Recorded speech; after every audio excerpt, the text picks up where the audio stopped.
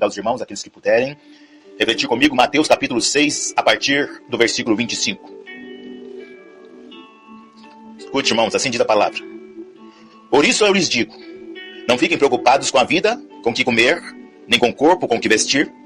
Afinal, a vida não vale mais do que a comida, e o corpo não vale mais do que a roupa. Olhem os pássaros do céu, eles não semeiam, não colhem, nem ajuntam em armazéns. No entanto, o Pai que está nos céus alimenta. Será que vocês não valem mais do que os pássaros? Quem de vocês pode crescer um só centímetro à custa de se preocupar com isso? E por que vocês ficam preocupados com a roupa?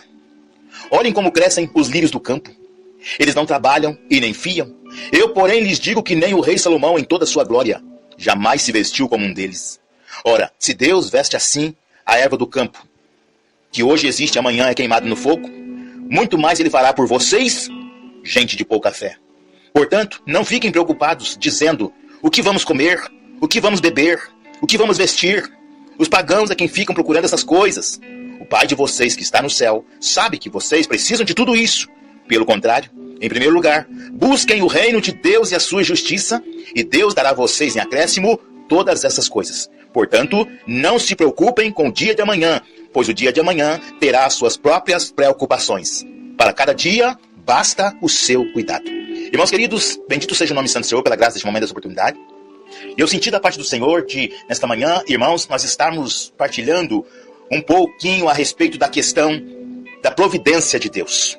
Irmãos, eu penso que vocês já devem saber que a partir do momento em que uma pessoa se mostre aberta para o Senhor e já está na capacidade de testemunhar daquilo que Deus tem feito na vida dela, porque a respeito das realidades de bênçãos e de graças que têm acontecido na vida de uma pessoa, se essa pessoa verdadeiramente é madura e acredita na manifestação da graça e da glória de Deus, então eu penso que você vai concordar com o que eu vou dizer.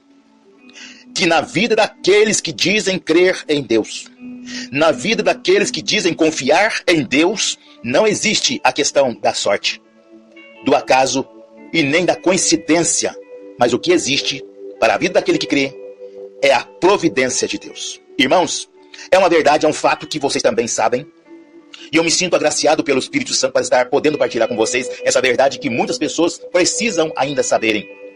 Muitas são as pessoas, irmãos, que acreditam que o fato de estarmos buscando a presença de Deus, que o fato de estarmos louvando, bem dizendo, trabalhando, se empenhando na obra do Senhor, pensam que quem assim esteja se entregando a Deus não pode passar por problemas ou por dificuldades, ou a pessoa se vê entristecida por dizer, eu creio em Deus, mas eu estou passando pela prova, por essa tribulação. Deus tem que ter misericórdia de mim, porque eu não mereço estar passando pelo que eu estou passando. E assim vai as murmurações e murmurações. Irmãos, todas as pessoas que se julgam maduras na presença de Deus precisam saberem que, independente de nós estarmos servindo ao Senhor, nós vamos estarmos sujeitos a todas as provas, lutas, tribulações e tentações, como a qualquer pessoa é sujeita. Agora, é fato que vocês também precisam saberem, e eu creio que vão concordar comigo.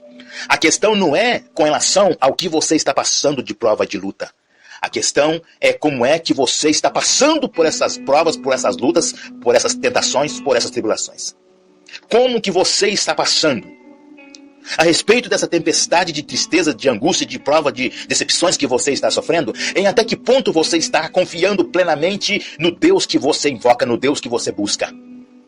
Porque uma vez que você estiver invocando e buscando com verdade, com sinceridade de coração ao Senhor, você vai estar sujeito a passar por tudo, mas vai haver um diferencial na vida daquele que confia na providência de Deus, diferentemente da vida daquele que não confia na providência de Deus. Irmãos, eu já tratei com vocês que é um fato que aquele que serve a Deus vai ser um diferencial em qualquer lugar onde estiver daqueles que não confiam em Deus.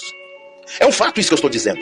A palavra de Deus, em vários pontos, ela nos mostra que há uma diferença na vida daquele. Então, por isso que eu estou dizendo para os irmãos que a questão não é o fato de você servir a Deus, que você vai dizer que não tem que passar por provas, que não tem que passar por lutas. Não, você vai passar por provas, você vai passar por lutas. Que, aliás, o apóstolo Paulo, naquela primeira carta de Coríntios, capítulo 10, versos 12, ele vai dizer: aquele que diz que está de pé, tome cuidado para que não caia. Então quer dizer, é fato que a tormenta, a luta, a prova vai vir. Mas aquele que está de pé tem que se acautelar. Mesmo você estando buscando a Deus, na presença de Deus, sentindo a plenitude da graça, da unção, você tem que se acautelar. Porque senão você também é sujeito a cair. Mas é preciso nós termos o quê? Sabedoria, discernimento e confiança na providência de Deus. Porque talvez você vai me perguntar, mas irmão Paulo, ao que se aplica a questão da providência? Irmãos, a providência consiste em nós entendermos a providência de Deus, consiste em nós entendermos que o Senhor, Ele é poderoso, maravilhoso, bondoso, misericordioso, para nos suprir em todas as nossas necessidades. A capacidade de nós, irmãos, confiarmos na providência de Deus, é para que nós saibamos que mesmo diante das provas, Deus está no controle de tudo, e Ele sabe de tudo que está acontecendo na nossa vida. Esse texto bíblico mesmo que eu estou partilhando com os irmãos, confirma o que eu estou dizendo.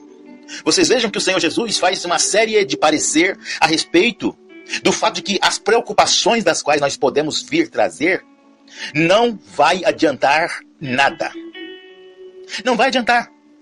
Não vai alterar em nada essa preocupação da qual nós estejamos tendo por tantas coisas.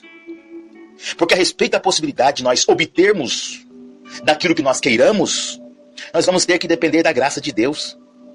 E a graça de Deus é também a possibilidade, irmãos, de nós estarmos crendo na providência de Deus, sobretudo com relação àquilo que nós já vimos Deus fazer na nossa vida. Irmãos, por que muitas vezes, quando eu já fiz com vocês a abordagem de tratar a fé de cada um, eu já disse que se você quiser confiar naquilo que Deus está fazendo na tua vida hoje, e pode fazer, basta você olhar para trás.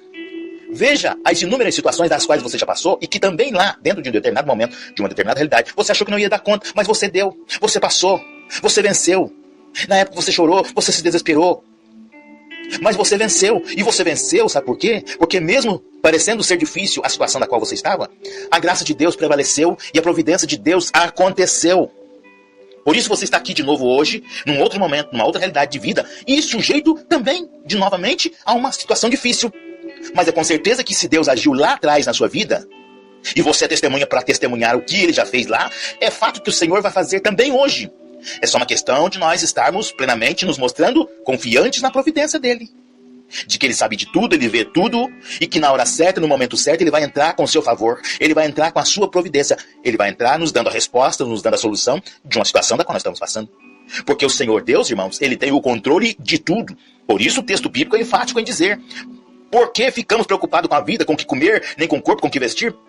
Afinal, a vida não vale mais do que a comida, e o corpo não vale mais do que a roupa. Olhem os pássaros do céu. Eles não semeiam, não colhem, nem ajudam em armazéns. No entanto, agora que vem a referência de direcionamento para a confiança naquilo que a palavra nos diz, quanto a Deus estar no controle de tudo e nos suprindo nas nossas necessidades, mesmo quando muitas vezes nós não estamos dando conta de perceber.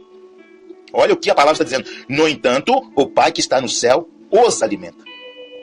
Será que vocês não valem mais do que os pássaros, irmãos? Olha o que a palavra está nos dizendo.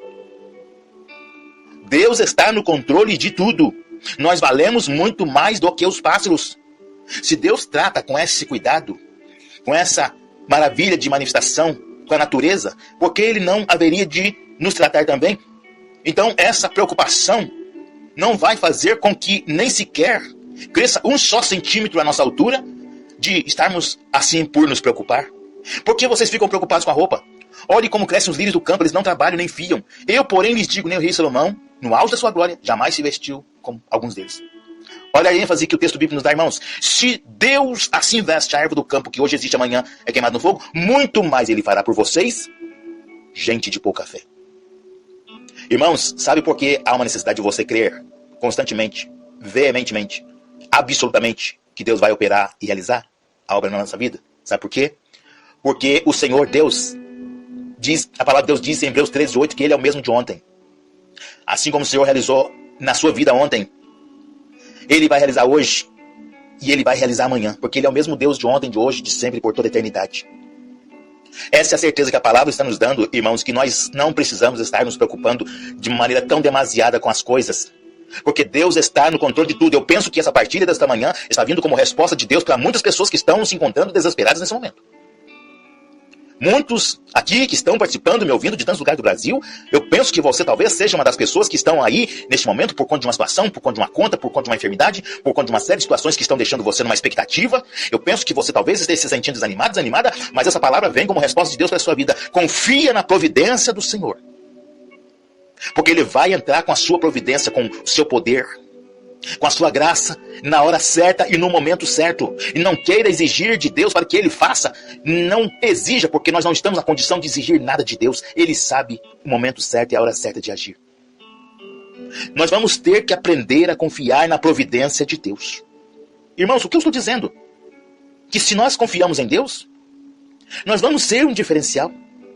Nós vamos servir como testemunho, como testemunha viva do Senhor para outras pessoas, porque nós confiamos no Senhor. Porque é que eu estou dizendo que há um diferencial na vida daquele que crê, diferentemente da vida daquele que não crê?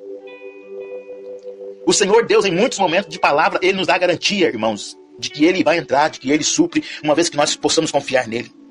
Portanto, não fiquem preocupados, dizendo o que vamos comer, o que vamos beber, o que vamos vestir. Os pagãos é quem ficam procurando essas coisas. Olha aí. Os pagãos é quem ficam procurando essas coisas. Quem são os pagãos dentro do sentido bíblico? Aqueles que não confiam em Deus, aqueles que não estão na capacidade de acreditar em que Deus é poderoso para fazer e acontecer na vida daqueles que confiam nele. O Pai de vocês que está no céu sabe que vocês precisam de tudo isso. O que eu estou acabando de dizer? Que o Senhor Deus tem o controle de todas as coisas. A respeito de todas as suas necessidades, das suas enfermidades, das tuas lutas, das tuas provas, das tuas tristezas, angústias, decepções, resposta que você precisa, clamores que você está fazendo. A palavra está nos dizendo que o Senhor Deus sabe de tudo o que nós precisamos. Se o Senhor sabe de tudo o que nós precisamos, a pergunta que não quer calar é a seguinte: estamos desesperados por quê? Estamos apavorados por quê? Se é que confiamos no Senhor. Se é que nós não estamos sendo guiados pela sorte nem pela coincidência. Nós não estamos sendo guiados por sorte, por acaso, nem por coincidência, mas nós estamos sendo guiados pela providência de Deus. Aí a palavra continua dizendo aqui, ó. Pelo contrário, o Pai do céu, o Pai de vocês que está no céu, sabe que vocês precisam de tudo isso. Pelo contrário, em primeiro lugar, busque o reino de Deus e a sua justiça, e Deus dará a vocês em acréscimo todas essas coisas. Irmãos, escute bem o que eu vou dizer para vocês. A respeito daquilo que você precisa para a tua vida, como manifestação de graça, de bênção, de milagres e de maravilhas, tende a acontecer porque isso é propósito de Deus estar cumprindo conosco com a sua fidelidade. Mas escute o que eu vou dizer, a palavra está nos confirmando. Nós temos que darmos prioridade para as coisas de Deus. Nós temos que buscar em primeiro lugar o reino de Deus. Atos 5, 29. É preciso que seja feita na nossa vida primeiro a vontade de Deus, depois a dos homens. É a palavra que está nos dando a clara evidência de que para que nós possamos ver toda a bênção e a graça e os suprimentos necessários que nós precisamos, Deus tem que estar em primeiro lugar na nossa vida. Para que nós possamos ver a graça. Daí que eu tomo a liberdade de dizer para você, se porventura você é uma pessoa que está aqui e é uma daquelas que fica murmurando, brigando com Deus, aqui está a resposta. Será que Deus está em primeiro lugar na nossa vida? Será que Deus está em primeiro lugar na sua vida? Será que Deus é prioridade na sua vida? Porque possa que talvez Deus não seja prioridade.